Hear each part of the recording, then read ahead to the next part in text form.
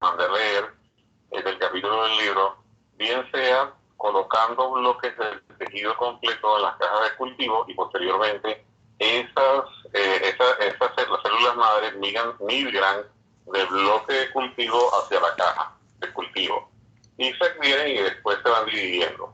La otra forma es aislarlo a través de digestión enzimática con colagenasa. Si ustedes vieron las fotos del tejido adiposo y vieron los adipocitos, ustedes pueden observar que esas células, los adipocitos, son esas células blancas uninucleadas, están unidas entre sí por una malla de colágeno, que son esas fibras rosadas que ustedes ven y que forman como una especie de red. Entonces, el otro método de separación es utilizando colagenasa tipo 1, que disuelve esas fibras de colágeno y permite separar las células madre de los adipocitos. Entonces, uno centrifuga a 250 gravedades por 10 minutos, por ejemplo, y entonces en el sobrenadante van a quedar los adipocitos y abajo va a quedar el pele de células madre. Entonces, una diferencia importante que ustedes deberían apreciar entre el tejido graso animal y el tejido humano es que ustedes pueden apreciar que el tejido, los adipocitos del mini pig del cerdo son mucho más pequeños que los adipocitos humanos. Si ustedes ven y comparan ambos tejidos, tanto el humano como el animal, van a ver que en el del animal la densidad celular es mayor que en el humano y por lo tanto el número de células madre es mayor. Entonces en esas fotos que ustedes están haciendo referencia son en la época que hice la pasantía en terapia celular en la clínica de Navarra, en el laboratorio de terapia celular, y entonces a uno le dieron un pedazo de la grasa abdominal de ese mini pig que se caracteriza porque tiene un tamaño intermedio entre el cerdo doméstico y el jabalí.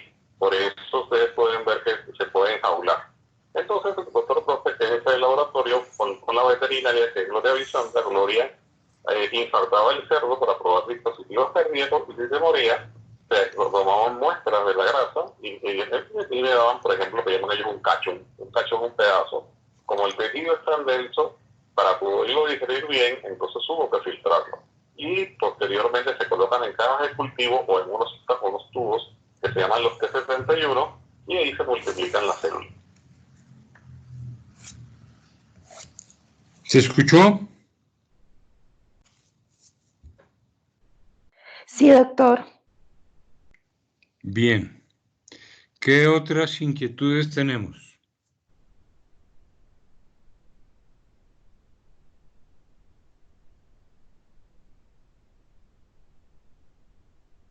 Bueno, si no hay más inquietudes en este momento, yo les... Qué pena, doctor. Y si, por ejemplo, ya con el doctor Celis al teléfono, él no podría darnos como un resumen desde el principio de las células madres como para saber por dónde empezar y así. Pues hagamos... pues les propongo una cosa. O sea, ¿por qué no nos proyectan la clase? Y el doctor Celis está viendo la imagen. El problema es que se le dañó el micrófono.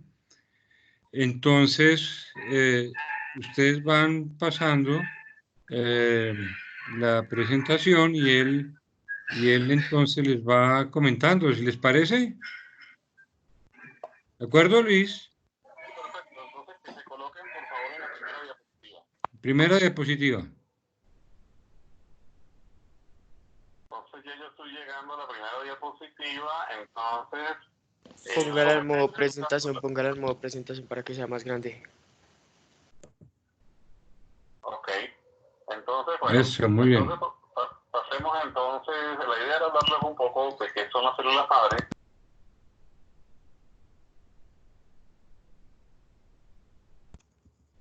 ¿Ahí? ¿Profe? Espere, murió el profe. Profe, es que Doctor, se les desconectó el audio. creo que nos colgó. Ay, no. No, baila. No. Ay, Doctor. Ya. Ya, doctor. Perfecto, entonces están diapositiva. Entonces, ¿qué es una célula madre? Una célula que es capaz de renovarse a sí misma. Qué pena que interrumpa. Pues si quieren, todos pueden grabar la reunión. Entonces, ya, doctor Briceño, le estoy grabando. Magnífico. Y la deja ahí en el Teams, para Sí, que señor. todo el mundo la pueda repetir. Sí, señor. Magnífico. Entonces, adelante. Qué pena. Okay, entonces vamos a empezar desde el principio. Entonces, la clase de hoy versaba sobre las células madres en el tratamiento de enfermedades crónicas y quería contarles una experiencia que tuve en la clínica de la Universidad de Navarra, en el laboratorio de terapia celular, dirigido por el doctor Felipe Prosper. Entonces, siguiendo diapositiva. Entonces, una célula madre que es una célula capaz de renovarse a sí misma y que pueda diferenciarse en una o más líneas celulares. Entonces, en la siguiente diapositiva, la número 3, podemos ver que entonces una célula indiferenciada que tiene una capacidad de autorreplicación y una capacidad de diferenciación. En la siguiente diapositiva, número 4, podemos ver entonces que son células indiferenciadas, nuevamente autorreplicadas, que se autorreplican y que pueden diferenciarse en diferentes tipos celulares. Bien, ahora, ¿cómo se clasifican las células madres? Las células madres se pueden clasificar en topipotentes, que son aquellas células que pueden generar un individuo completo, que pueden generar tejido embrionario o extraembrionario. Pluripotentes, que pueden, diríamos, generar cualquiera de las 3 capas embrionarias. En la siguiente diapositiva, ustedes pueden ver que tenemos arriba el cigoto, que es una célula topipotente, porque es la única que puede generar un individuo completo. Posteriormente, el cigoto se va dividiendo, forma un disco llamado mórula, que ya lo verán en el próximo módulo, y finalmente se llega a la etapa del blastocisto. De allí es donde se extraen las células madres pluripotentes, y ellas pueden, como ustedes pueden ver abajo, formar el endodermo, el ectodermo o el mesodermo. Posteriormente, tenemos entonces las células multipotentes. Son estas células que pueden generar también diferentes líneas celulares, pero siempre de la misma capa embrionaria. Si nos devolvemos a la diapositiva 6, entonces ustedes pueden ver que del mesodermo se forman los músculos, el tejido hematopoyético, el tejido adiposo. Estas células del mesodermo también son conocidas con el nombre de células mesenquimales. Entonces, estas células son multipotentes. Chicos, alguien tomó el control de las diapositivas. Si alguien lo tomó, que por favor lo vaya pasando, si lo va a coger, pero pues ajá. Sí, estamos en la diapositiva 6 y estábamos diciendo que entonces las células multipotentes, ¿cuáles son? Son esas células, por ejemplo, derivadas del mesodermo o células mesenquimales también se llaman, que ellas pueden formar diferentes líneas celulares, pero a partir de una sola capa embrionaria, diferente de las pluripotentes que sostienen el blastocisto, y estas células fundamentalmente sí pueden dar origen a diferentes células de cada una de las capas embrionarias. Y por último tenemos las células unipotentes, que son aquellas que pueden producir un solo tipo celular. Entonces, en la diapositiva 8 podemos ver lo que les acabo de decir. A mano izquierda van a tener el cigoto, y el cigoto va a sufrir una serie de procesos que vimos en el primer módulo, repasando lo que vimos en el módulo de flujo de información genética, donde nosotros decíamos que una vez que ocurre la fecundación, entonces cómo empieza el cigoto, empieza a entrar en el ciclo celular, empieza a dividirse por mitosis, y posteriormente las células se van diferenciando en diferentes tejidos u órganos hasta formar al final un individuo completo. Entonces, en esta transición del cigoto hasta el individuo completo, tenemos entonces el cigoto una célula totipotente, del blastocitos pluripotente, del mesodermo, del mesodermo las mesenquimales multipotentes y finalmente las unipotentes. En la siguiente diapositiva, entonces encontramos que las células madres fundamentalmente pueden ser de 2 fuentes. En primer lugar, de lo que se denominan células madres adultas, que son las que están en diferentes tejidos, como la médula ósea, el epitelio intestinal, el hígado, la grasa intrapapilar rojosa, del cual les hablaré más adelante, que yo trabajé con ella, el músculo, la piel, muestras de sangre de cordón umbilical, Y finalmente, también los brasileños hace unos años también aislaban del aparato reproductor femenino, el endometrio, la trompa. De hecho, en una oportunidad, estando en Medellín, pude ver una tesis de grado de una muchacha de la Escuela de Ingeniería de Sabaneta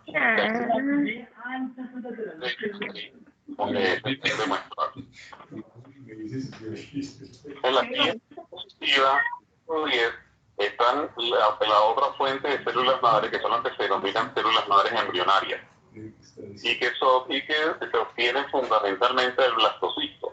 ¿Cuál es la diferencia? Aquí tenemos que en el laboratorio, por procedimientos de fecundación in vitro, constituir el embrión, llevarlo a la etapa del blastocisto y posteriormente entonces extraer estas células de allí, o también se pueden utilizar como fuente de tejido fetal.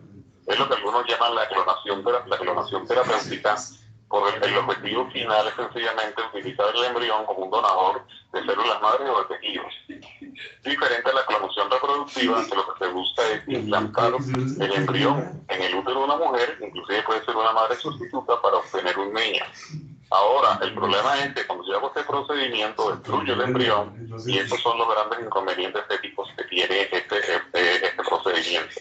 En la siguiente tabla podemos ver entonces las diferencias entre una y otra. Por ejemplo, ambas tienen la capacidad de formar todo tipo de tejido, la capacidad de dividirse en cultivo indefinidamente. En ambas se puede controlar la diferenciación, pero aquí empiezan las diferencias importantes. En las células madres de origen embrionario hay el peligro de que se formen un tipo de tumor llamado teratomas. En células adultas no se ha descrito eso. Posteriormente, como se necesita un donante, sobre todo, ¿qué pasa? Como son procedimientos de reproducción asistida en el laboratorio de fecundación in vitro, se requieren óvulos, y generalmente los óvulos vienen de donadora. Entonces, ¿cuál es el problema? Estas células madres pueden tener rechazo inmunológico, a diferencia de las células madres adultas que vienen del propio tejido del paciente y no presentan ese rechazo. La dificultad técnica es alta para obtenerlas, en las adultas es mínima. En ambas hay protocolos actualmente donde se han utilizado células madres embrionarias y células adultas. Y además, lo que decía hace un momento, en el caso de las embrionarias, se necesita una base, se necesita un manto, de óvulos humanos a costos muy altos, a diferencia de las células madres que no lo requieren, y finalmente los problemas éticos derivados debido a la destrucción del embrión. Y en esta gráfica de la doctora Isabel Gómez, de la Universidad Rosario, muy buena amiga mía. Perdón un momento, es que me entró la duda. ¿Todos están oyendo? Sí, señor. Sí, doctor. Sin problema. Bueno. Sí, señor. Bueno, perdón. Adelante. Perfecto. Entonces vamos a la diapositiva 12, y entonces en esta lámina cortesía de la doctora Isabel Gómez de la Universidad de Rosario, entonces precisamente ustedes ven a mano izquierda que se plantea que yo me quedé esperando la cura con las investigaciones de embriones, y tú, no, yo era el embrión para hacer la cura. Entonces, el mensaje es que el hombre se convirtió en un medio y no un fin. Y obviamente estos son los inconvenientes éticos de trabajar con este tipo de técnicas. No, directamente. Bien, y la idea es que en el futuro podamos entonces tener lo que podríamos llamar un supermercado de células madre, de tejidos, de órganos para trasplante. ¿Ya se Ahora, unió la reunión? Es necesario, diríamos, todavía profundizar en algunos aspectos de la investigación sobre células madres, por lo menos los mecanismos que regulan que una célula madre se pueda diferenciar. Y aquí voy a empezar a introducir que no solamente poner la célula madre allí, sino que la célula madre requiere, diríamos, de señales bioquímicas, inclusive mecánicas. Yo creo que ustedes han visto en estas clases que, por ejemplo, cuando los tejidos empiezan a aumentar su densidad celular, el roce mecánico entre las membranas celulares activan segundos mensajeros que pueden tener efectos inhibitorios o proliferativos de la diferenciación celular. 68 que es el segundo grupo. Bien, otro aspecto que es importante estudiar es observar cómo se diferencian estas células en el tejido o que solamente se fusionen. Lo otro es cuál es el proceso genético que aquí está involucrado. Y aquí vamos conectando con los temas que vimos en el primer módulo. Yo les había dicho a ustedes que los factores de transcripción eran unas proteínas que inducían la expresión génica. Y recordando lo que vimos de regulación génica en células eucariotas, habíamos concluido que uno de los mecanismos por excelencia que tiene la célula para regular la transcripción era precisamente a través de estos factores. Recordemos que estos factores eran algunos que se llamaban factores generales que enganchaban la polimerasa 2 al promotor, unos que se llamaban específicos y otros de regulación temporal. Los factores de transcripción específicos son los que están involucrados en la diferenciación celular. Por ejemplo, el factor de transcripción pipargama es el que induce a que una célula mesenquinal se transforme en tejido adiposo. Y cada uno de los tejidos tiene su factor de transcripción específico. Por eso yo les hablaba en aquella época que estos factores de transcripción eran como la piedra filosofal de la biología y la genética molecular moderna. Entonces el conocimiento de los factores de transcripción y cómo actúan sobre las células madres es lo que nos permiten dirigir un tejido hacia un grupo celular u otro. Y eso era, por eso hablábamos en ese tiempo, en la transcripción, de la importancia que estos factores tenían. Después entonces tenemos que si el efecto curativo es resultado de la estimulación de las propias células madres existentes en el tejido lesionado. Lo que ocurre es que, ¿de dónde salen para qué están las células madres adultas? Cada tejido tiene un porcentaje de células madres adultas con el objetivo que estas células se vayan diferenciando y vayan, diríamos, sustituyendo a los tejidos que van perdiendo células, bien sea por fenómenos de senescencia, por fenómenos de necrótico, y así se vaya renovando el tejido. En el tejido nervioso, creo que alguna vez leí, es un 12% de reserva de células madres. Ahora, otro aspecto donde se requiere... Doctor, doctor, una pregunta, ¿en qué diapositiva estás? Estoy ahorita en la 11, en la 18, perdón. O sea, ¿me puedes avisar, porfa, cuándo sea la que es? Quiero decirle que pasaran. Entonces, volvamos a la 17. Entonces, estábamos hablando allí de la importancia de las células madres adultas. Ellas son las que, diríamos, regeneran los tejidos a medida que las células de ese tejido pueden ir, diríamos, envejeciendo por senescencia, por fenómenos necróticos. En el número 18 estábamos hablando de que otro de los aspectos a seguir investigando era cuáles son las células madres más adecuadas para los diferentes ensayos clínicos que se pretendan hacer. Bien, ahora también en la siguiente diapositiva, número 19, uno de los aspectos también importantes es investigar los mecanismos bioquímicos y moleculares que regulan la implantación de esas células madres. Aquí, entonces, ¿qué es lo que ocurre? En algunos diríamos, tejidos, es importante que se secreten señales paracrinas, autocrinas, que ustedes les han hablado de estas señales, para que una célula se pueda diferenciar o no.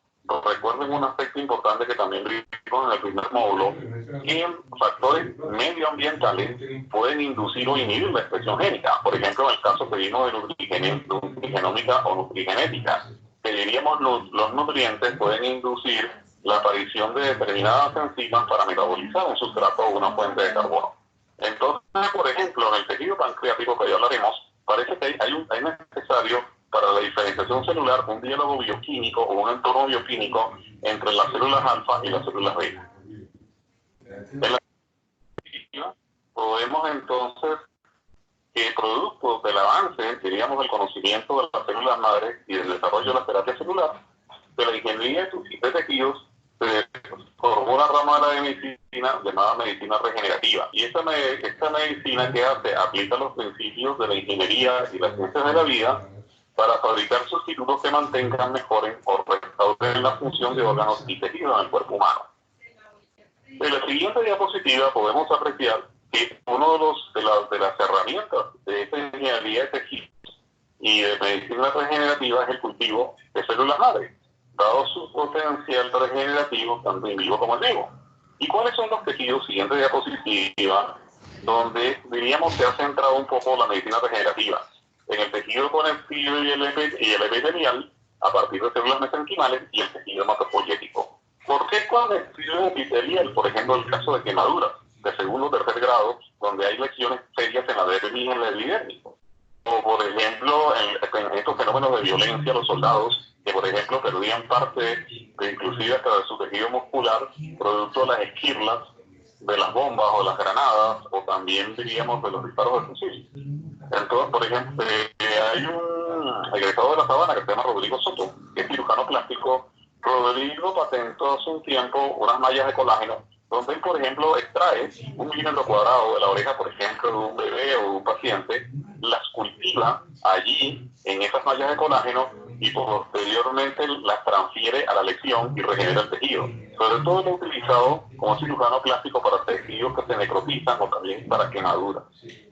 Y el tejido hematopoyético para, por ejemplo, en el caso de leucemia, para regenerar, por ejemplo, lo que es la línea blanca, la línea de linfocitos. Bien, ahora, y estas técnicas de cultivo celular y derivados de la medicina regenerativa son también, desde el punto de vista ético, una alternativa muy válida, porque no hay necesidad de constituir un embrión y nos permite entonces aliviar los sufrimientos de muchos pacientes que padecen distintos tipos de patologías regenerativas. Ahora, en la diapositiva siguiente, que es el número 24, les voy a exponer algunos ejemplos de terapias celulares que se han hecho.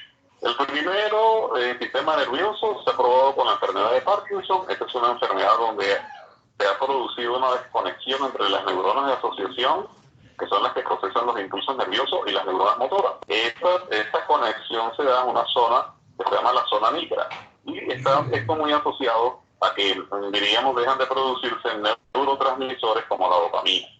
Entonces, la idea era utilizar células madres para regenerar esas conexiones y poder restablecer el control, diríamos, el control de la zona motora. Los pacientes de Parkinson ven que ellos tienen movimientos alterados que no pueden controlar. De hecho, algunos pacientes fuman mucho, como el caso de un amigo mío del Ecuador, ahora que estamos en la pandemia del COVID. ¿Y por qué? Porque la nicotina inhibe, diríamos, el impulso nervioso. Pero aquí los resultados no han sido realmente positivos. Se ha probado también el sistema nervioso y lámina en la remielización espinal. Entonces, la vaina de mielina es la que cubre los nervios, a excepción de que está descubierta, que es lo que se denomina nodo de Rampier. Entonces pueden apreciar que en esos nodos de Rampier el impulso eléctrico va viajando de nudo en nodo y la velocidad de propagación del impulso es rápida. Cuando se desmieliniza, entonces el impulso no se propaga tan rápidamente. Entonces aquí también los resultados con terapia celular no han sido muy buenos. Donde sí han sido muy buenos ha sido en la reparación cardiovascular. Cuando se insertan células madres dentro del corazón, el corazón se ha remodelado. Esas células se han diferenciado en cardiomiocitos. También a partir de las células endoteliales ha habido formación de vasos sanguíneos y pacientes que tenían tasa de bombeo de eyección de 40% han logrado subir a 70%. Entonces, en este caso, las células madres sí han sido muy exitosas en temas de reparación cardiovascular. También se ha probado en los pacientes diabéticos tipo 1. El páncreas tiene es un órgano mixto. Tiene una parte exocrina, que es la que produce la milasa pancreática. Y repasando lo que vimos en la práctica de epidemiología, yo les explicaba que la milasa salival descompone el almidón en destranos, y esos destranos después, en el intestino delgado, por acción de la milasa pancreática secretada por el páncreas, degradan esos destranos en monosacáridos, como en este caso es glucosa, y finalmente la glucosa por transporte activo entra al intestino. Entonces, esa es la parte exocrina del páncreas. Pero tiene una parte endocrina conformada por unos islotes que se llaman islotes de Langerhans, donde vamos a encontrar dos tipos de células, una célula alfa y una célula beta. La célula alfa produce glucagón, la célula beta produce insulina, ambas hormonas son antagónicas. Mientras una promueve la liberación de la glucosa al sangre, que es el glucagón, la insulina lo que promueve es la absorción de la glucosa en sangre en el músculo. La insulina es una hormona de la naturaleza proteica, por lo tanto está codificada en un gen. Y si ese gen muta e inactiva la producción de insulina, el paciente se vuelve diabético, y eso son las diabetes tipo 1. Entonces se probaron hacer terapia celular con células madre para regenerar las células beta sanas y poder volver a hacer para que los pacientes fueran insulinocompetentes. Pero realmente los resultados no han sido buenos, y aparentemente es porque en el páncreas, al nivel de los islotes de Langerhans, se producen unos diálogos bioquímicos entre las células, y es necesario que esos diálogos liberen señales paracrinas que permitan que una célula se pueda diferenciar en uno u otro tipo celular. Ahora, lo que pasa es que diríamos que las terapias celulares han venido siendo un poco desplazadas por las terapias que se denominan terapia de islotes de Langerhans. Lo que hace es que un donador extrae los islotes del páncreas, lo puede centrifugar para concentrarlos, y después se lo trasplanta al paciente. Entonces no le estamos transfiriendo una sola célula, sino todas las células allí. Y aparentemente la razón de la diferenciación es lo que yo les decía. En algunos casos se requiere recrear el microambiente bioquímico para que las células se diferencien. Ahora, esto generó de que se haya desarrollado una técnica que se llama el lipogen, que la tiene muy bien descrita en el libro y tiene la referencia aquí, donde en este caso no se trasplantan las células madre en forma individual, sino que se trasplanta el bloque de tejido completo. Ustedes pueden ver en la parte A que es como una inyectadora donde uno coloca el tejido y lo inyecta, diríamos, lo inyecta directamente hacia el paciente. ¿Qué es lo que se está procurando aquí? En este caso no se están colocando las células individuales, sino las células acompañantes que pueden estar involucradas en la diferenciación. Y aquí en la siguiente diapositiva, la número 29, pueden apreciar arriba los bloques y abajo las células madre.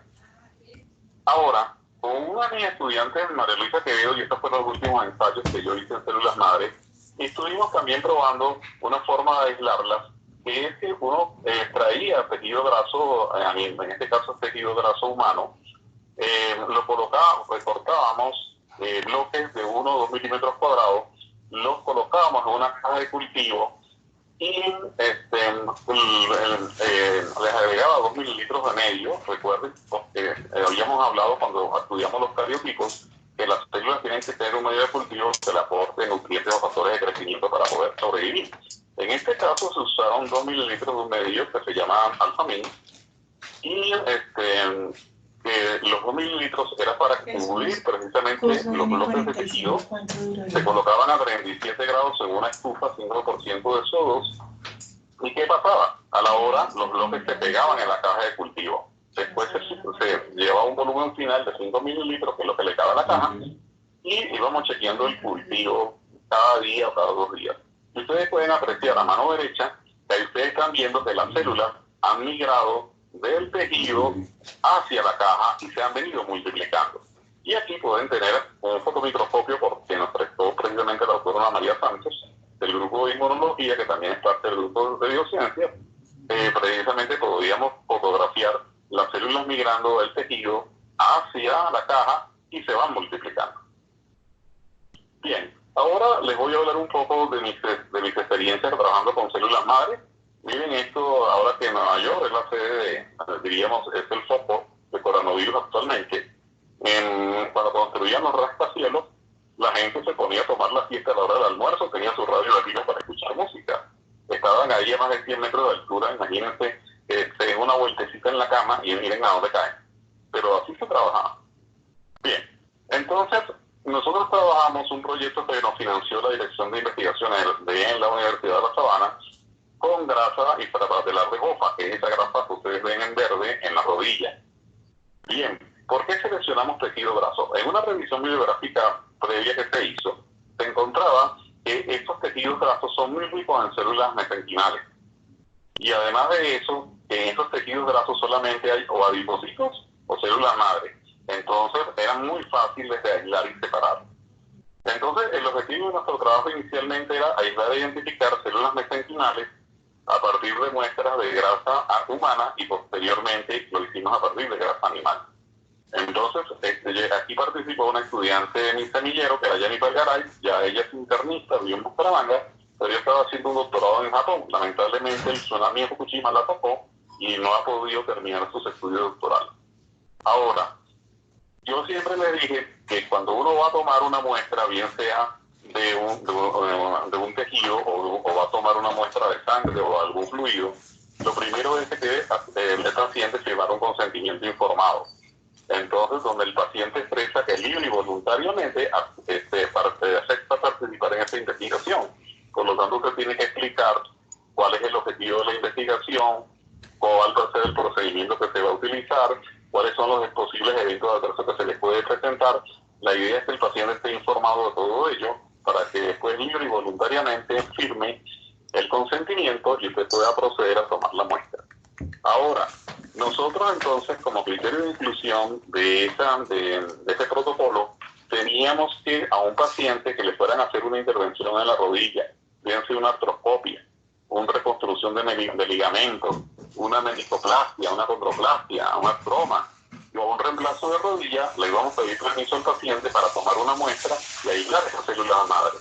Ahora, de todo lo de poder hacer varias pruebas, encontramos que los reemplazos de rodilla eran la mejor fuente de células madre, porque cuando se reemplaza la rodilla se extrae totalmente la grasa de coco. Entonces los rendimientos son mayores. Entonces, con ayuda del doctor Germán Carrillo, ortopedista y buen amigo de la Fundación Santa Fe, Germán hacía todos los martes reemplazo de rodilla.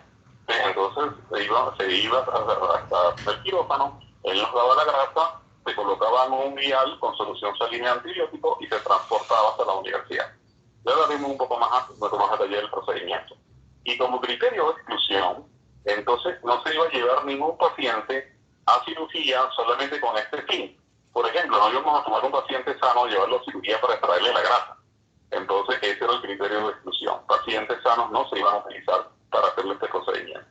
Entonces, lo que yo le decía en la siguiente diapositiva, en la número 36, podemos ver entonces que se toma la biopsia en el quirófano, posteriormente se coloca la muestra en solución salina con antibiótico, también en algunos casos con antimicótico, y transportábamos nuestra muestra a nuestro antiguo laboratorio de biología molecular, que lamentablemente con la inundación que sufrió la Sabana en el 2011 se ahogó.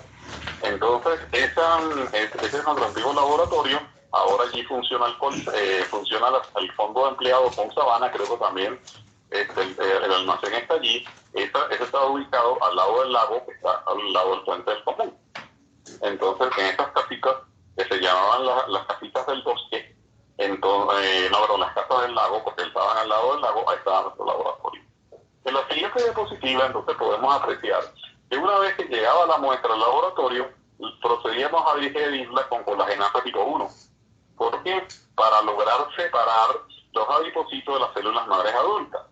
Para los que cocinan, cuando ustedes lo que llaman acá abrir la carne, esa telita blanca es colágeno. Recuerden lo que vimos en el primer módulo. El colágeno es una proteína estructural, una triple hélice, su papel es soporte. Entonces, cuando uno va separando esas telitas blancas que son fibras de colágeno, se separan los fascículos musculares y es lo que dicen que la carne se abrió. Entonces, aquí utilizando colágeno tipo 1, la idea es digerir las fibras de colágeno para separar los grupos celulares. Entonces los separábamos por centrifugación.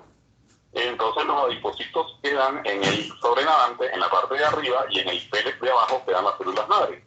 Y después las identificábamos mediante citometría de flujo con marcadores específicos para ellas. Cada célula tiene sus antígenos, diríamos, propios. Por ejemplo, en las casos de la célula madre, uno de ellos era el CD105. Pero también, entonces, el doctor Eduardo Acero, que va a ser su profesor de histología, me propuso que por qué no hacíamos también incubaciones con anticuerpos que reconozcan la vimentina, la desmina y la citoperatina. Y lo que nos decía Eduardo era que precisamente las células madres o las células mesenquimales, sus citoesqueletos de vimentina. Entonces quisiéramos inmunocitoquímica donde ese anticuerpo lo íbamos a acoplar a un cromógeno que se llama diaminoencidina, y ese cromógeno da una coloración café, lo cual da marca positivo. También se pueden acoplar los anticuerpos a fluoróforo, como se hacía, por ejemplo, en las sombras que reconocen, que hacen bandas Q, eso que vimos en cariotipos. Y de hecho también hicimos pruebas con microscopía fluorescente. En la siguiente diapositiva podemos apreciar que este es el vial donde colocábamos la grasa de fosfa en solución salina, antibiótico, en algunos casos antimicóticos, Y en la siguiente diapositiva, en la 39, esa es la grasa de copa. Esa es la que sale de la rodilla. Porque recuerden lo que les dije al principio, el reemplazo de rodilla fue la mejor intervención para nosotros poder aislar la grasa. Entonces, en la siguiente diapositiva podemos ver que nos criamos en una primera etapa 8 hombres, 4 mujeres, y con una edad promedio de 55.6 años. En la siguiente diapositiva, entonces allí estamos haciendo el procedimiento, estamos suspendiendo el tejido graso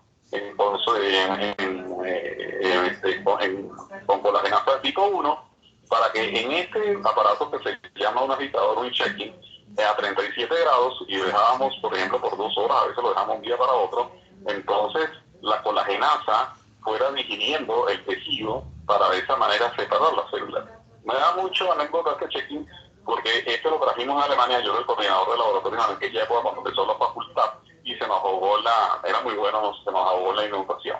Bueno, en la siguiente gráfica podemos ver que centrifugamos a 250 gravedades y finalmente, ¿qué pasaba? Se nos formaba un pellet. Esta es la mano de Jennifer. Aquí en la siguiente diapositiva podremos ver entonces arriba en las células madre, perdón, los adipocitos, abajo las células madre. En la diapositiva 46 se puede ver abajo el pellet. Y después que hacíamos con ese pellet, lo sembrábamos en unas cajas de cultivo de 5 mililitros. En este momento usábamos medio mesenful. Y también dejábamos una muestra para citometría de flujo o también para funciones, por ejemplo, con azul de metileno, que ya les hablaré. No sé si ustedes pueden ver en la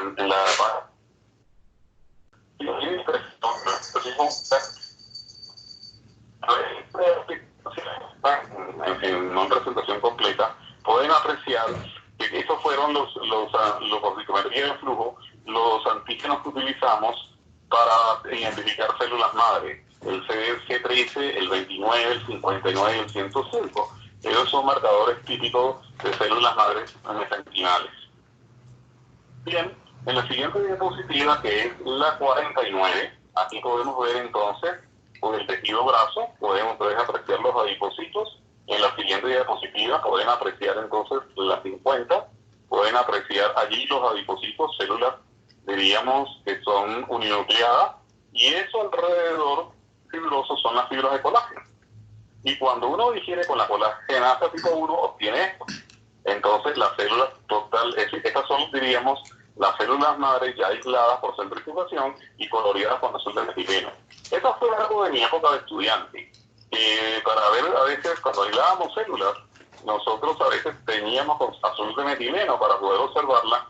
Y entonces le dije a Jennifer, ve a Sendrochía y ve a la farmacia y cómprate un frasquito de azul de metileno, las teñimos y miren lo bonita que se ven. En la siguiente diapositiva, que es la 52, pueden apreciar ya las células cuando las cultivamos.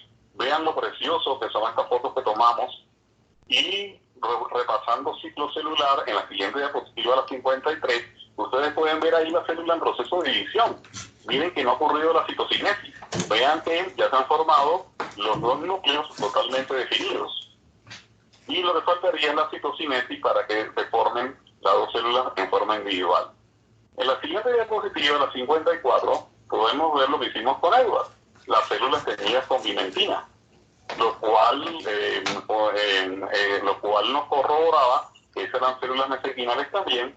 Y esta diapositiva, que es una muy querida para mí, la 55, fue tomada en España durante mi pasantía en terapia celular en el Centro de Investigaciones Médicas de la Universidad de Navarra, con la ayuda de una de las técnicas, que era Tania, creo que la apellido Tania era Flores.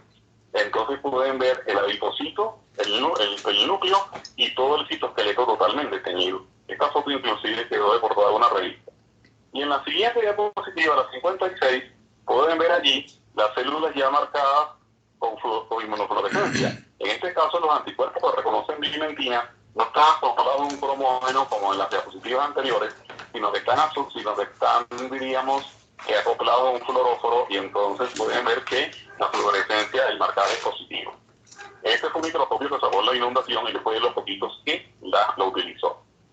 Bien, este trabajo lo hemos presentado en diferentes eventos, como fue el 10º Congreso de la Producción de Endocrino, y en el año 2009 Y también lo publicamos en una de la Universidad del Norte de Barranquilla, Salud y Norte, y ahí pueden ver dentro de los autores está Jennifer Garay, el doctor Lizcano, el doctor Acero, la doctora Maldonado, y también pueden ver al doctor Ortiz, que es el director actual de la clínica que participaba precisamente de este trabajo, ya que el doctor Ortiz es ortopedista. Y también nos apoyó con pacientes en la clínica de la universidad. Bien, y en este año 2009, este trabajo fue premiado como el mejor trabajo en ciencias de la salud en las cuartas jornadas de investigación de resultados, en las cuartas jornadas de socialización de los resultados de investigación. Y bueno, también ese año fue muy bueno, ganamos el primer lugar. En la siguiente diapositiva, como podemos ver, ganamos el primer lugar como mejor trabajo de investigación, siguiente diapositiva, la 61, como mejor trabajo de investigación en ciencias básicas. A la izquierda está el doctor Lizcano, la doctora Diana, y a su derecha está Nicolás Lozano, que fue el primer junior de toda la Facultad de Medicina, un excelente muchacho, un excelente médico radiólogo, vive ahora en Barranquilla. Y también en uniforme encontramos a Natalia Parabatún, que también estaba en el semillero, que era anestesióloga, o es anestesióloga también de la facultad, y de la chica que tiene el póster a la izquierda, al lado de Natalia, se llamaba Solange, que estuvo un tiempo en nuestro grupo de investigación con el doctor Lizcano, pero tengo entendido que dejó todo esto y se dedicó a las tablas, porque ella también era actriz. Bueno, siguiendo diapositiva. Entonces, nuevamente, una idea de las clases era, cuando uno conoce un proceso, lo que viene después manipularlo. Entonces, esto es un trabajo, que hizo Calo, y planteaba lo siguiente. ¿Recuerdan la proteína del retinoblastoma? Esta que se unía a E2F y controlaba la progresión del ciclo celular. Bueno, resulta que cuando una célula mesenquinal, usted le estimula la proteína del BRD, entonces observa que estas células mesenquinales se transforman en preosteoblastos y esperosteoblastos. Esos son células del tejido óseo. El doctor Ortiz le interesaba mucho como ortopedista porque él quería que después probáramos, diferenciáramos esas células madres, por ejemplo, en tejido cartilaginoso o de repente óseo, sobre todo para pacientes que tenían problemas articulares. Pero cuando usted, en vez de estimular la ARB en la célula mesenquinal, la inhibe, ve que obtiene preadipocitos y puede obtener adipocitos blancos o adipocitos pardos. Los adipocitos blancos son los que acumulan triglicéridos y los pardos son los que están involucrados en la termogénesis. Y viendo lo que vimos en cadena respiratoria, yo les hablaba de unas proteínas llamadas UCP1 o UCP2, que cuando se abrían esas proteínas, que eran proteínas canal, los protones, en vez de irse por la proteasa para sintetizar ATP, lo que hacían es que cuando pasaban por esas proteínas canal llamadas UCP1 o UCP2, liberaban calor. Y eso es lo que mantiene la homeostasis térmica. Y por eso ustedes pueden ver que hay personas que en tierras frías también van de camisas, chorecitos, chancletitas, ustedes los tocan y son totalmente calientitos, es porque tienen una gran cantidad de tejido par. Bueno, siguiente diapositiva. Entonces, en el año 2011 estuve 3 meses en la Clínica Universitaria de Navarra, en el laboratorio de terapia celular que dirigía el doctor Felipe Prosper, haciendo una pasantía en células madre, y ustedes pueden ver entre los dos edificios hay al fondo un edificio blanco. Ese edificio blanco que es el Centro de Investigaciones Biomédicas de la Universidad de Navarra. Ahí también estuve y ahí fue donde tomé la foto que ustedes vieron del adipocito.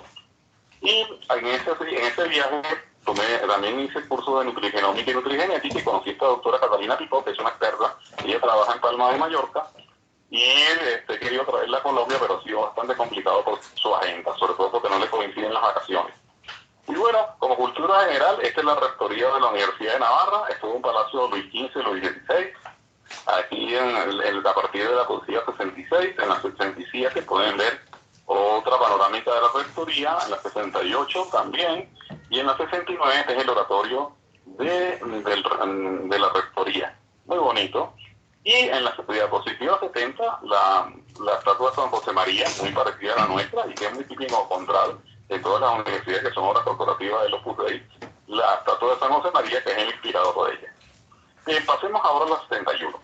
Entonces, habíamos hablado que las células eran unipotentes y no se diferenciaban. Pero ¿qué ocurrió? Hubo una ruptura en el conocimiento porque Shinga Yamanaka, que fue el premio Nobel con estos trabajos hace unos años, encontró que si él agarraba una célula ya diferenciada, en este caso ustedes pueden ver que es una célula un fibroblasto de la piel, y por la forma que tiene fusiforme, Yamanaka encontró que si él utilizaba un vector viral y le colocaba esos 4 factores de la transcripción, el OX4, el SOC2, el KLF4 y el CEMI, los colocaba en un vector viral y se los metía a esa célula, la célula se diferenciaba otra vez en célula madre. Es decir, eso es lo que se denomina la transdiferenciación. Una célula adulta se transforma ahora de nuevo en célula madre por la acción de esos factores de transcripción.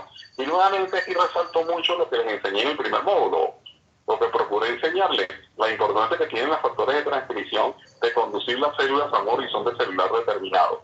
Yamanaka, entonces, y nuevamente hablando del COVID-19, también en aquella época les explicaba que los virus son realmente muy buenos vectores para transferir genes, porque se inserta con facilidad en cualquier tipo de célula, bacteriana, animal, vegetal o humana. Entonces son buenos vehículos para transferir genes también, como se hacen en los protocolos de terapia génica. Aquí se usa un tipo de virus que se llama lentivirus, que son bastante peligrosos.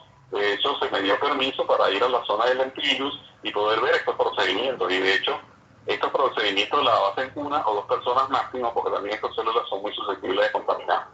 Entonces, cuando usando un vector viral, uno le inserta a una célula ya diferenciada, en este caso una célula, un fibroblasto de la piel, las puede diferenciar en una célula madre. Estas células madres serán células madres inducidas, y después de esa célula madre, usted, como ven ustedes abajo, la puede diferenciar en neurona, en músculo cardíaco, la puede en células, por ejemplo, del páncreas o en células hepáticas. Ahora, ¿qué pasa? Yamanaka es cardiólogo, y entonces este procedimiento lo desarrolló para que estas células madres inducidas se transformaran en cardiomiocitos y utilizarlo en el tratamiento de sus pacientes, por ejemplo, para regenerar tejido cuando había un infarto. Entonces, y como les comenté antes, terapia celular en corazón ha sido de las mejores cosas que hemos tenido resultados. Entonces, Yamanaka desarrolla eso con el objetivo de tener células cardíacas para sus pacientes, y como son del propio paciente, no hay rechazo inmunológico. En la siguiente diapositiva podemos ver lo mismo, pero en este caso la diferenciación o la transdiferenciación se ha dado con células epiteliales, que son estas células que ustedes ven en el medio, que son cilíndricas. Le coloca el lentivirus, el vector viral, con los 4 factores de transcripción y hace células madres inducidas. Entonces, ¿qué ha ocurrido? Y ustedes pueden apreciar que entonces esto ha generado que se vayan desarrollando diferentes protocolos de trabajo exitosos. Ahora, estas terapias, cuando se van a aplicar a humanos, tienen que seguir una ruta para determinar que esas terapias o un medicamento o una vacuna, por ejemplo, sean primero confiables, que no afecten la seguridad del paciente, es decir, que no haya eventos adversos o los eventos adversos sean mínimos y que también sean eficaces. Y ahora, haciendo un paralelismo con el COVID-19, cuando se dice que la vacuna va a estar por lo menos en 8 meses o en 2 años, es precisamente porque hay que seguir toda esta ruta desde, diríamos, la concepción de la idea del medicamento o la vacuna hasta hacer los ensayos en animales, los modelos preclínicos, los ensayos clínicos que tardan tiempo. Y no solamente, por ejemplo, en el COVID-19 se está trabajando en 2 días. Casualmente, este martes pasado conversé con el director médico de AFIDRO, buen amigo mío. AFIDRO es la Asociación Latinoamericana, la Asociación de Laboratorios Multinacionales o de Farmacéuticas Multinacionales, con el doctor Rolando Sarmiento, de que en estos momentos, a nivel internacional, las farmacéuticas están trabajando en unos 20 proyectos, unos dedicados a producir la vacuna y otros aquí dedicados a producir medicamentos contra el virus. Pero eso tarda tiempo. Él me hablaba inclusive de protocolos que pueden tardar hasta 18 meses. Otra alternativa es lo que vimos nosotros en el primer módulo. ¿Se acuerdan cuando vimos los RNA de interferencia? Y yo les he explicado a ustedes que el RNA de interferencia es el complementario al mensajero, y que cuando el RNA de interferencia se consigue con el mensajero, forma un heterodúplex que no puede ser leído por los ribosomas y por lo tanto no traducción, porque los ribosomas solamente leen cadena de RNA, que se ha probado con SIDA, se ha probado con cáncer. Estas técnicas de silenciamiento de genes podrían utilizarse también quizás para terapia aquí está lo que yo les decía, un tejido infartado, usted introduce células madre, promueve la angiogénesis, es decir, la vascularización, promueve entonces la reconstrucción del tejido. Y aquí podemos ver en la siguiente gráfica lo mismo, en la gráfica 75, la regeneración del tejido cardíaco. Bien, ahora, esto es importante en nuestro medio porque ahora conectemos también con lo que vimos en cadena respiratoria, en la parte de nutrición. Cuando hablábamos de que ante la pandemia del COVID, la pandemia realmente preocupante era el sobrepeso y la obesidad por las complicaciones de la obesidad, y una eran los riesgos cardiovasculares derivados de ella, sobre todo lo que se denomina el síndrome metabólico. Y decíamos, con estos resultados de la ENFIN 2010, que la población colombiana venía aumentando de peso, sobrepeso y obesidad, y sobre todo, a medida que iba pasando el almanaque, se iba haciendo manifiesto. Y además de ello, ustedes podían apreciar que las mujeres estaban engordando más que los hombres. Entonces les preguntaban en aquella época cuándo van al gimnasio, en esta cuarentena, además de mover la quijada, que es lo que más hacemos, si están haciendo ejercicio. Y por eso estas terapias celulares pueden ser una alternativa, diríamos, para las complicaciones que puedan presentar estos pacientes. En la siguiente gráfica, para ir estimulando el desayuno o el almuerzo, una bandeja paisa, para charlarles un poco precisamente que en España se está trabajando, y también esto es derivado de los trabajos de Yamanaka, no solamente la inducción de células madres inducidas de tejido humano o humana, sino también la siguiente diapositiva, en 80, parece en 80, entonces trabajábamos trabajando con este cerdo que se llama el minipig híbrido, que ustedes pueden ver que lo pueden tener en una jaula. Este estaba en el bioterio de la universidad, y hay una veterinaria que trabaja para el doctor Prosper, que es Gloria Vizcanda, que se encarga de entretenerle a una pelotica al cerdo, pero también lo infarta para probar dispositivos cardíacos, y a veces el animal no sale del paro, y entonces se extrae la grasa del animal para sacar células madre de allí. Y sobre todo, la siguiente diapositiva, ustedes en la 81, ustedes pueden ver que el minipig es el que está en el medio entre el cerdo doméstico y el jabalí. Por eso es que lo podemos tener en jaulas. Y sobre todo porque el cerdo es un buen modelo para estudiar enfermedades humanas. Por ejemplo, es el bien de duda. Entonces puede usted estudiar enfermedades dermatológicas. Puede utilizar, por ejemplo, los órganos, los puede modificar genéticamente para que sean compatibles con el humano y no haya rechazo inmunológico. Eso es lo que se denomina los xenotrasplantes. Y también la fisiopatología del cerdo es muy parecida a la humana. Es un buen modelo para estudiar la fisiología humana también, y además de ello, por ejemplo, antes de que salieran las técnicas de DNA recombinante, las llamadas ingeniería genética para la producción de insulina humana, también se utilizaba insulina de cerdo, porque la diferencia entre la insulina del cerdo y la humana eran unos pocos aminoácidos. No se usaba como una alternativa. Entonces, el cerdo es un muy buen modelo. Entonces, ¿qué pasaba? Me daban entonces, siguiente diapositiva, que es la número 82, entonces me daban a mí lo que ellos me llaman un tacho, un pedazo, tenía que cortarlo porque es bastante grueso, siguiente diapositiva, la 83, y entonces ahí está el tacho, se puede ver, cortarlo con el bisturí, y posteriormente tratar de suspenderlo, siguiente diapositiva, la 84, y vamos a la 85, entonces con estos filtros que se llaman Falcon, entonces colocaba en el tubo de ensayo, colocaba allí el Falcon y filtraba el tejido. Y posteriormente, la vino 87, que es lo que estoy haciendo, en la 88, entonces lo que hacía es que suspendía con colagenasa tipo 1 el tejido adiposo graso del cerdo, del minipig, igualito, mismo procedimiento, 37 grados, porque es la temperatura óptima de la colagenasa 1, para que digreguen las células, aquí están los gliales con el tejido. Posteriormente los centrifugaba y por 10 minutos, y después que hacía, los sembraba en este medio llamado alfamín. Aquí está en la siguiente en la diapositiva número 92, en la 91 era el alfamín, el medio de cultivo donde lo sembraba, en la 92, donde sembraba precisamente mi suspensión de células madre, en siguiente diapositiva, en estas cajitas de cultivo. Se reía mucho de mí porque de dónde las había sacado, para ellos eso es prehistórico.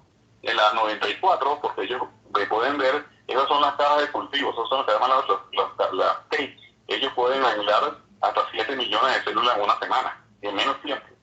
Después en la 95, en la universidad, pero también en la siguiente gráfica, la incubadas a 36 grados, a 37 grados, también en CO2, con 5% de CO2. En la 96 y en la 97 pueden ver las cajas, y en la 98 pueden ver también, también las cajas, pero en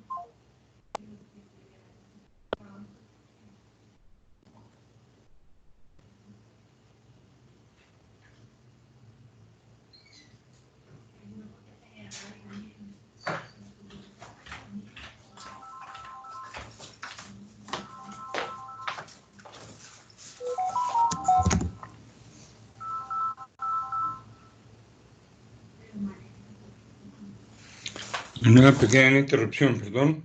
Solucionamos esto. Silvi, se desconectó, ¿cierto? Sí, ya puedes seguir hablando. Ok, entonces estamos en la diapositiva 99, entonces ahí pueden ver las cajas T.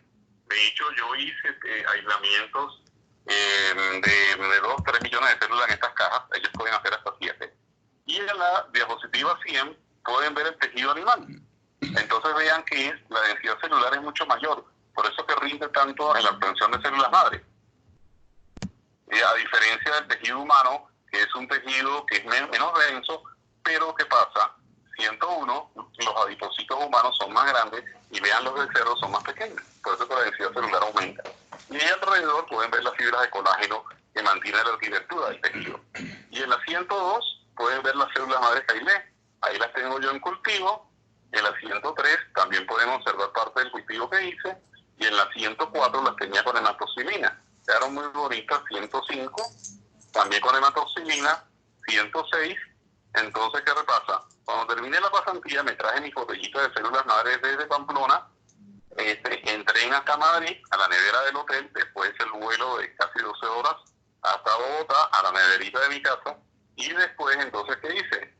Me la llevé al laboratorio de la doctora Elena Gross de la Universidad de los Andes, y ahí terminé a hacer mis experimentos. Entonces, aquí quiero resaltarles un poco que las células madres de tejido graso son células que son muy resistentes. De hecho, en una oportunidad en el laboratorio, allá de la universidad, la muestra de Bogotá llegó muy tarde y no la pudimos procesar. Entonces, al siguiente la metimos en la nevera y al siguiente día la procesamos, vimos viabilidad con citometría de flujo y el 98% de esas células estaban viables. Eso no se puede hacer con células hematopoyéticas porque son muy delicadas. Entonces, fíjense, esas células aguantaron desde Pamplona hasta Bogotá y después al laboratorio. Entonces, en la célula 100, en la 107, en la incubadora del laboratorio de la doctora Gross de genética humana, ahí seguimos haciendo nuestros cultivos, ahí se van expandiendo las células. Aquí vean que las coloreamos también con hematoxilina, en la 108 y en la 109 pueden ver que el doctor Acero me propuso, bueno, vamos a hacer otra vez marcaje con bimentina, y dio positivo nuevamente el cromógeno. En la 110, ahí pueden ver también las células marcadas, y esta la 111, esto fue cortesía del doctor Manuel Mazo, que estaba haciendo su doctorado, ya él se graduó, que él hizo citometrías de flujo a las células de mini-pi, y esos son los marcadores de esas células mesenquimales animales. Bueno, el que es caballero repite, y entonces en el 2011 volvimos a ganar en la cardio infantil el premio como mejor trabajo de investigación en ciencias básicas. Aquí en este caso me apoyaron dos estudiantes del semillero, Mariana Gómez, que está a su derecha, una niña muy brillante, ella ahorita es R2, es decir, presidente del segundo año de dermatología de la Universidad del Bosque, y a la izquierda está Verónica Páez, que acaba de terminar el rural. Entonces nos fuimos a Lima y ganamos el primer lugar también como mejor grupo de investigación en el Congreso de la Asamblea Nacional de Rectores de la Asociación Científica Latina. Ganamos el primer lugar como mejor grupo de investigación con el trabajo, y este fue el reconocimiento que se me hizo en la Asamblea Nacional de Rectores, porque yo fui el conferencista que dictó la conferencia inaugural. Entonces fue para mí un reconocimiento que lo recuerdo con mucho cariño. Y finalmente este año hicimos moñona. Gina Montaño, que empezó, como yo les he comentado, en la facultad de 14 años, ahorita es R2 de R3 de cuidado intensivo en la Chayo. Gina trabajaba en la línea de nutrición, hacíamos la identificación de factores de riesgo cardiovascular en adolescentes y adultos jóvenes de universidades, y entonces ella ganó como mejor trabajo de semilleros de investigación. Eso fue una gran satisfacción para mí, porque hicimos mucho, nos ganamos todo este año. Este es un chico llamado Andrés, que él tomó conmigo un diplomado de biología molecular que hicimos hace muchos años en la universidad. Él ganó también un premio por uno de sus trabajos y ahorita está trabajando en la Universidad del Bosque. Yo siempre decía, él lucha por sus sueños. Él tenía un proyecto de vida y lo logró. En la siguiente diapositiva, entonces, lo presentamos en Foucault, quedamos segundo lugar. Aquí llevamos el trabajo en la 119 con Manuelisa Quevedo, que ella es médica graduada también, y ella fue la que hizo conmigo el trabajo de bloque, que les mencioné anteriormente. Bueno, para finalizar ya, entonces, 121, que se lograron aislar e identificar células multipotentes que arrojan marcajes positivos para vimentina. Nuestra experiencia en trabajar con tejido graso nos ha permitido ver que son células de mucha resistencia y poca resistencia, porque les comentaba que aguantan.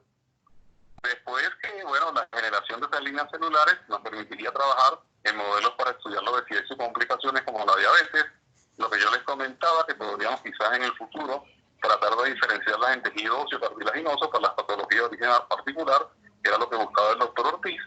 También que estas líneas celulares podrían ser útiles también para aplicaciones autoinmunes.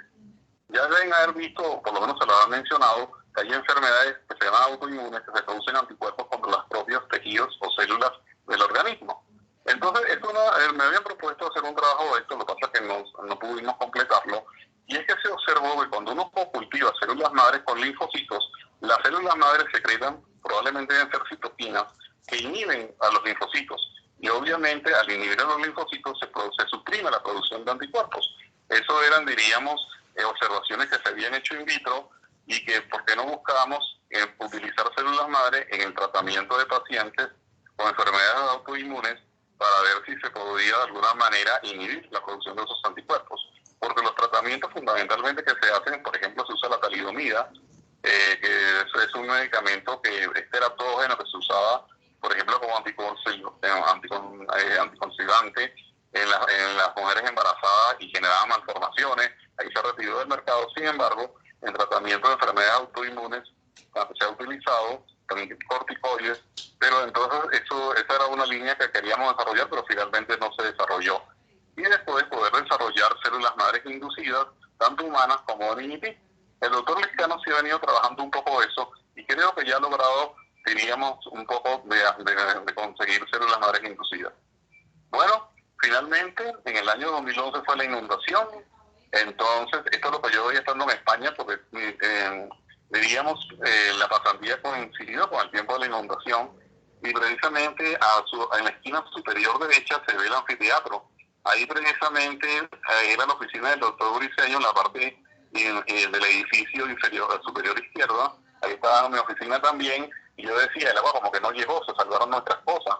Es que las pérdidas fueron bastante grandes, fueron alrededor de 500 computadores que se perdieron, sin contar los laboratorios de investigación, sin contar, por ejemplo, los equipos de televisión y radio que estaban en el CAP, en ese momento estaban allí. Y en la siguiente diapositiva, pues, esto es lo que yo veía, las imágenes, inclusive ayer me llegó un video de cómo fue la inundación, se reventó el jarillón y empezó el agua lentamente y paulatinamente hasta desplazarse por el campus, llegó al lago, lo desbordó, siguió hasta el K, ya en el K no pudo subir más, no pudo seguir desplazándose más y empezó a subir. El agua llegó a algunos sitios a 2 metros. Pero bueno, que me llamaban en las tertulias que me invitaban allá en España para hablarles que va a hacer la universidad. Yo les decía que tranquilos, que la universidad es una obra de Dios y va a salir adelante. De hecho, el decano de la época, el doctor Osorio, inmediatamente generó un plan de contingencia. Los estudiantes de básica a la clínica de la universidad, tener clases en los salones que había allí, y los de clínica, como rotaban en los hospitales, pues se pedían salones auditorios prestados y venían con sus clases. Me acuerdo de un primo que él llegó y también un correo que él mandó, la facultad está viva. Y finalmente, pues, quería colocarles esto, un estudiante de comunicación o de administración generó este logo. Todo el mundo llevando a la universidad, y aquí está el compromiso de toda la comunidad universitaria, y ahí es donde viene la frase que usa el rector en los tiempos actuales: la Universidad de la Sabana, comunidad de personas. Porque desde servicios generales, pasando por profesores, administrativos, estudiantes, directivos, todos como un solo hombre se pusieron la camiseta y sacaron la universidad adelante. Y eso generó un know-how que es el que estamos utilizando en esta crisis del COVID, con la diferencia porque en aquella época también se implementaron tecnologías a distancia, se alquilaron sedes para dar clases o también para laboratorios, pero eso es el lema que usa el rector actual en su discurso, en uno que le escuché, que la sabana más que edificios son personas, una comunidad de personas.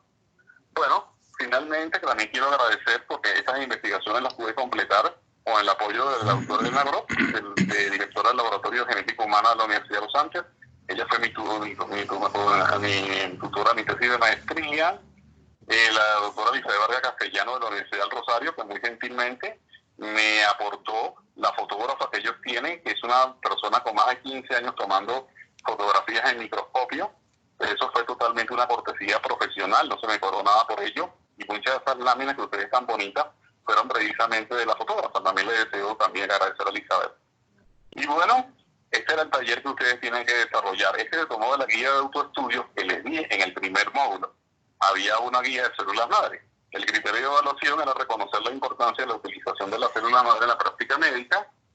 Y aquí estaban las preguntas del taller. ¿Cuál es la definición de células madre? Ya hemos hablado de ella. Mencionar los diferentes tipos de células madre, también hablamos de ella. ¿Cuáles son las 3 capas embrionarias? Haga un cuadro comparativo entre los diferentes grupos de células madre. Eso no quiere decir que puedan añadir otras diferentes que ustedes hayan encontrado. Expliquen la importancia de las células multipotentes y describan ejemplos de estas. Por ejemplo, en terapia celular que se ha hecho, por ejemplo, en España vi terapia celular de la enfermedad de Crohn. Es una enfermedad donde hay una ruptura del intestino y se hace una fístula, y en el laboratorio del doctor Prosper, uno de los subgrupos que él tiene, cultivaba células madres para sellar el intestino. También trabajaban con un oftalmólogo en la India para regenerar retina con células madres. Es decir, pues, en la literatura hay muchos ejemplos de esto. En la siguiente diapositiva, en la 130, que son células stem cell inducidas, también hemos hablado de ello, cómo se originan las células madres tumorales. Lo que sucede es que ustedes en la clase de genética del cáncer con el doctor Martínez vieron el origen del cáncer muy ligado a protoncogenes, oncogenes, vectores virales, etc.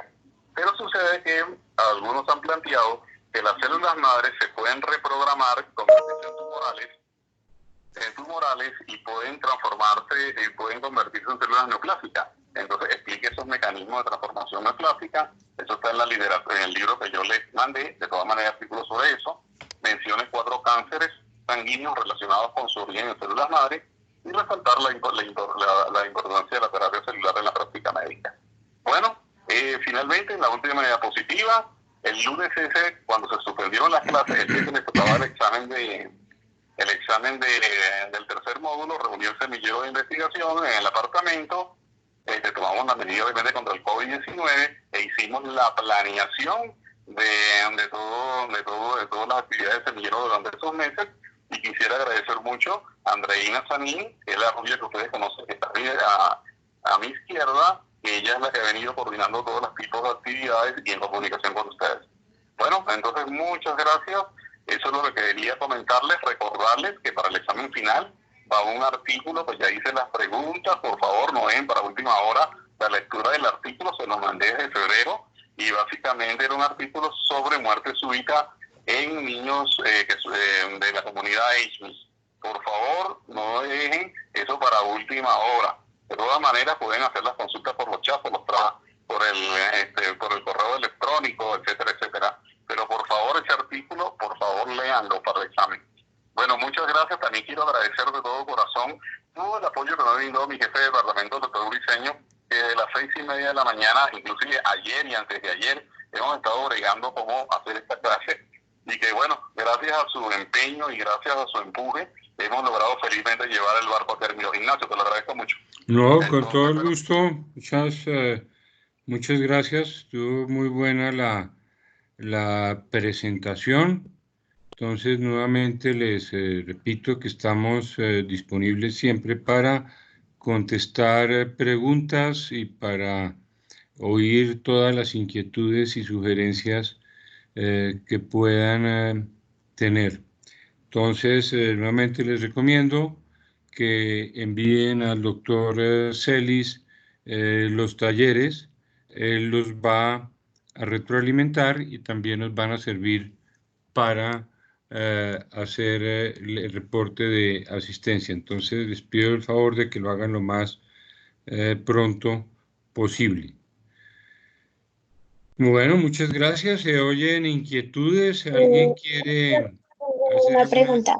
Sí. Lo que pasa es que mi grupo, pues con los que yo hago el taller, ellos pertenecían al grupo de 7 a 9, entonces ellas querían preguntar si nos podrías dar un poco más de tiempo para entregar el taller, ya que ellas no se pueden conectar.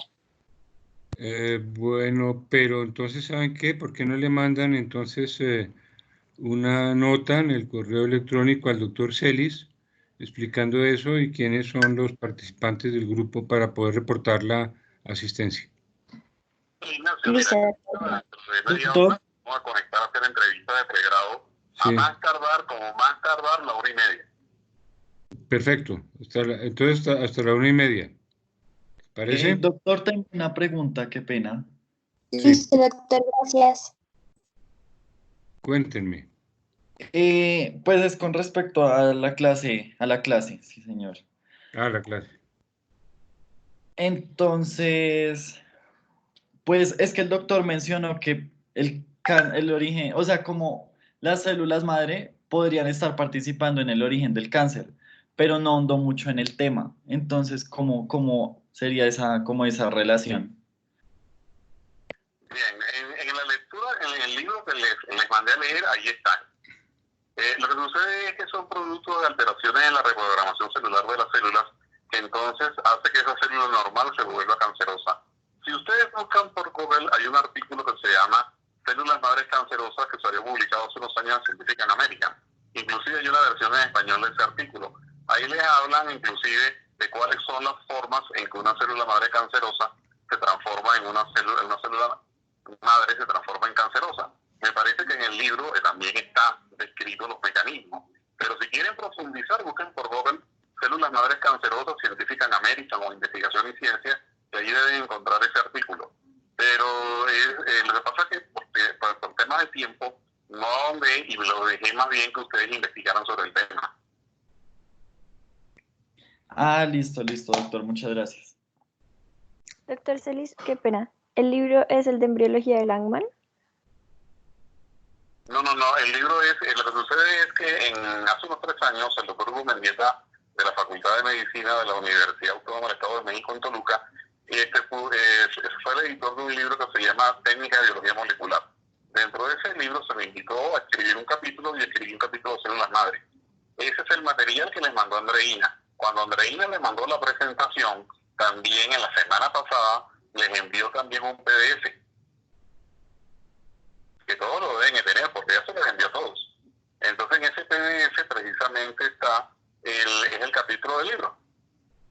Y si no, pues escríbanle a Andreina al WhatsApp para que se lo reenvíe, pero yo estoy seguro porque lo hablamos la semana pasada, que ya todos por WhatsApp, a los delegados sobre todo, pueden coordinar con Pablo, con Isabel, y les mando el capítulo de ese libro. Listo, doctor, gracias. ¿Alguna otra inquietud?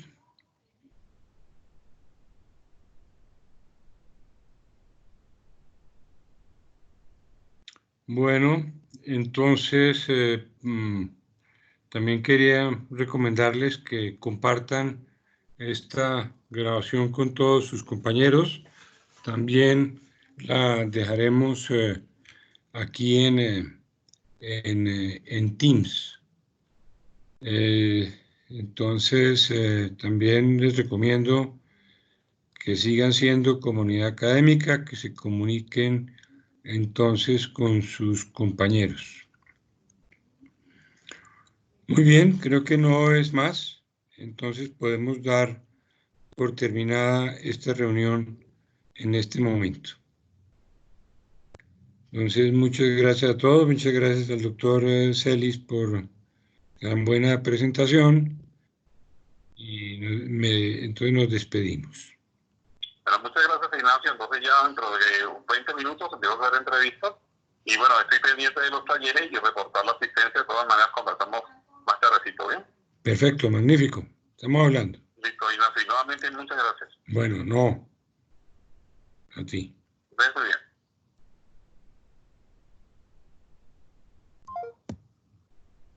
Bueno, entonces, durante la Semana Santa, pues yo estaré pendiente si tienen mensajes, inquietudes y preguntas.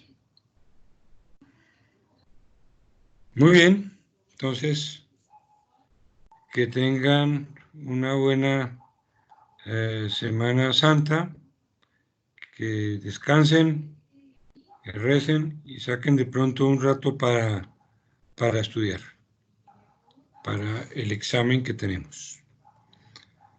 Bueno, muy bien. Hasta luego.